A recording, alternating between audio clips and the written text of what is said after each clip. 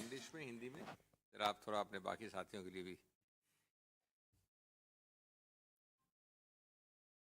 Friends, the autocratic and dictatorial face of the BJP, the ruling dispensation, the government was in full show in each House of Parliament over the past few days. It was on show in the most brazen, undemocratic and unparliamentary expunction of several of Shri Rahul Gandhi's remarks, several of the LOP Shri Mallikarjun Kharge's remarks, some of the remarks of Mr. Jairam Ramesh, followed of course by the suspension on Friday of Ms. Rajni Patil.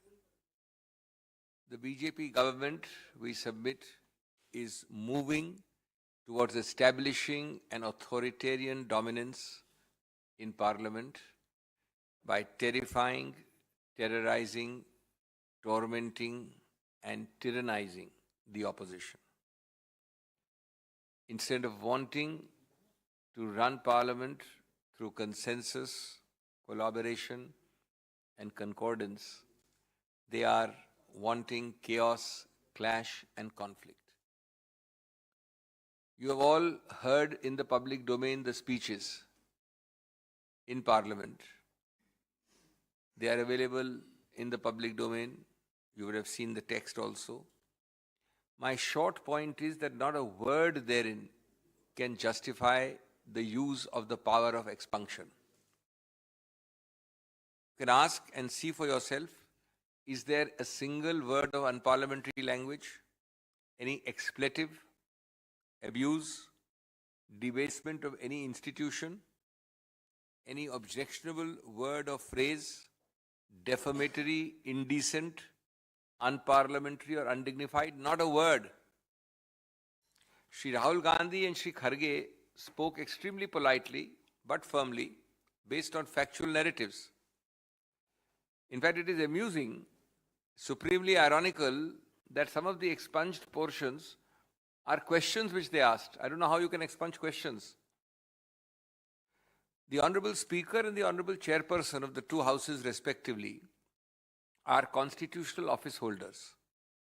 They are custodians and defenders of freedom of speech inside the house. And this free speech is a fundamental pillar of Indian democracy, especially within the temple of democracy, namely Parliament. Without a robust shield provided by the presiding officers of each house, the spirit of healthy parliamentary discussion and debate will perish. Freedom of speech is the foundation of our constitution, and it is much more so within the legislature, where it is a protected species, specially protected. There are constitutional articles about it. Each one of us has to defend the right of free speech within Parliament. And if the two houses of Parliament cease to have space for free speech, then sadly, friends, we cannot call ourselves a democracy. Unless free, frank and fearless discussion is allowed within the two houses, democracy and the whole principle of free speech is irreversibly imperiled. Parliament can hardly remain what Nehru called the grand inquest of the nation if free speech, which leads to fearless discussion, is throttled. Expunction is not justified by any of the relevant rules applicable. You can take Rule 380 for the Lok Sabha, you can take a similar rule in the Rajya Sabha. Far from applying on the merits, it doesn't even apply at all. The language doesn't apply. Because none of the words, as I said, are objectionable, unparliamentary, indecent, defamatory, abusive, etc., which is what the rule seeks to control. This government, we believe, this ruling party is the most curb, control and command-freak sarkar which this nation has ever seen.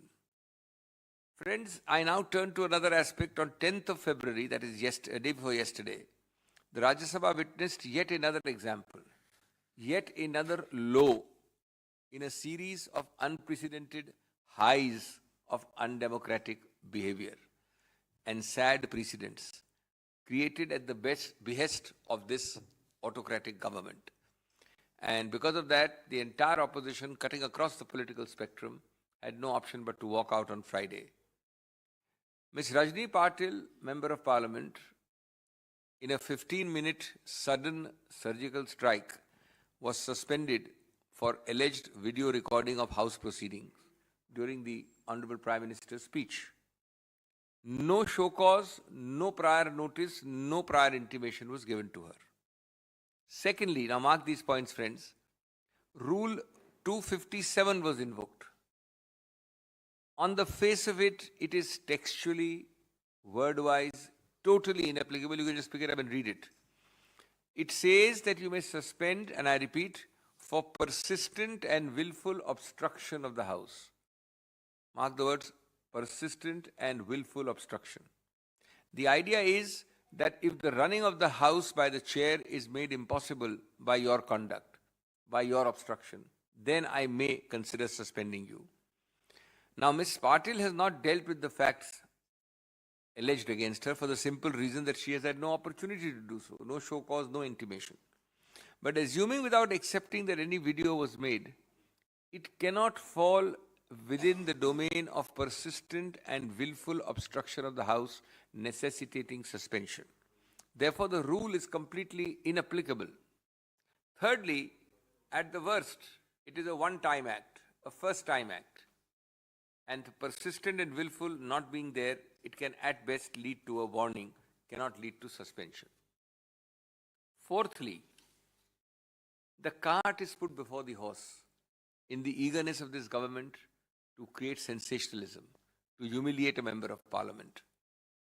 The normal sequence is inverted and put on its head. The normal sequence of what, friends? Of natural justice.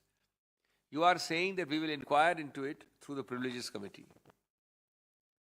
Before inquiry, before notice, before commencement of inquiry, before hearing Ms. Patil, before any proceeding, you first take the decision to suspend. If at all, it should have happened at the end of the inquiry. Therefore, all elementary notions of fair play were thrown to the winds. Fifthly, the Honorable Prime Minister spoke for over 75 or 90 minutes. It cannot be said in any stretch of imagination that he was obstructed in terms of delivery of the speech. There might have been interruptions and comments, but there was no obstruction rendering the functioning of the House impossible. Sixthly, there have been many incidents in the past like this by members of the present ruling party where either no action was taken or at the most warning sufficed. The present immediate suspension before starting an inquiry is therefore disproportionate, excessive, and actuated purely by malice at the behest of this government.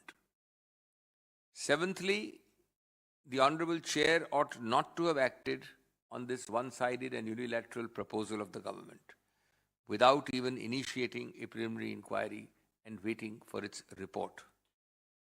And eighthly, as was pointed out in the House, you have to simply look at the proceedings of 9th of February. There was a complete biased, selective and one-sided approach by Sansad TV. Sansad TV was acting under the misconception that it's the spokesperson of the government or a part of a Sarkari department. The opposition was not given an infinitesimal fraction of the coverage given to the Treasury benches during the speeches on 9th. It was virtually blacked out during the long speech of the Honorable Prime Minister. And this is yet another low of partisanship which has been achieved on the directions of this dictatorial government. Friends, in the end, I would say, with great respect but with total firmness, that such brazen, unconstitutional approaches, such blatant partisanship, such uncaring decimation of rules and convention, such destruction of democratic values, such debasement of legislative proceedings deserves our strongest collective condemnation.